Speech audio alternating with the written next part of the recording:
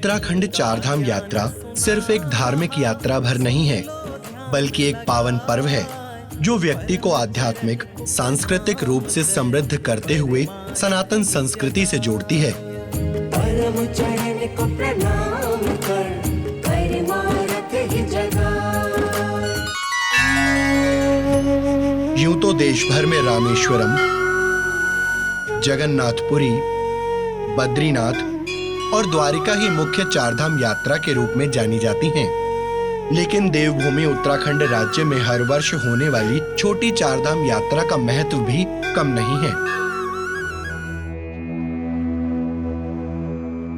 इसलिए हिंदू धर्म में हर व्यक्ति को अपने जीवन में कम से कम एक बार बड़ी चारधाम यात्रा जरूर करनी चाहिए। अक्षय तृतीया अर्थात 30 अप्रैल 2025 से शुरू हो रही है उत्तराखंड चारधाम यात्रा। इसी दिन सबसे पहले यमुनोत्री धाम के कपाट सुबह 10 बजे पूरी वैदिक विधि के अनुसार खोले जाएंगे। इसके कुछ समय बाद गंगोत्री धाम के कपाट भी खुलेंगे, जबकि केदारनाथ धाम के कपाट 2 मई 2025 को सुबह 7 बजे भक्तों के लिए खुलेंगे।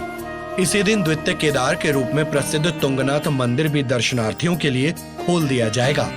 वहीं बद्रीनाथ धाम के कपाट 4 मई 2025 को वैदिक अनुष्ठान के साथ खुलेंगे और फिर 21 मई को तृतीय केदार मध्य महेश्वर मंदिर का कपाट भी श्रद्धालुओं के लिए खोल दिया जाएगा। 30 अप्रैल का अक्षय तीज है।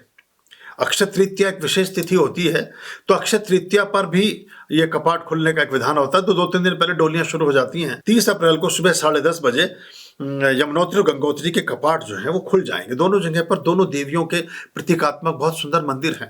दोनों देवियां वहां विराजित हैं। और 2 मई को प्रातः 7 बजे केदारनाथ का धाम के दर्शन होंगे, मतलब वो उनके कपाट खुलेंगे। और बद्रीनाथ 4 मई को ओपन हो जाएंगे। ध्यान रहे, यात्रा के लिए पंजीकरण अनिवार्य है। अगर आपकी भी उत्तराखंड चारधाम यात्रा पर जाने की योजना है तो आपको तीर्थ यात्रा का शुभारंभ हरिद्वार या ऋषिकेश से करना होगा।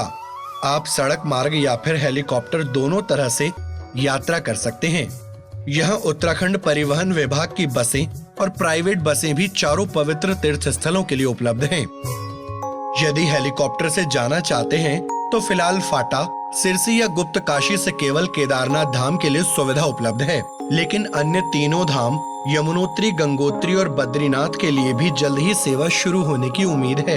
ये लगभग 8 से 10 दिन 12 दिन की यात्रा होती है और इसको करने से हम अलग अलग तरह के आयामों को देखते हैं और अपने उन उद्गमों को देखते हैं। वह सरस्वती को उद्गम भी देखेंगे जब आप माना के पास जाएंगे। जब बद्री धाम में बद्रीनाथ का दर्शन, बद्रीनाथ तक और गंगोत्री तक बस और वाहन पहुंचने की व्यवस्था है, लेकिन यमुनोत्री में और केदारनाथ में दोनों में चढ़ाई करनी पड़ती है।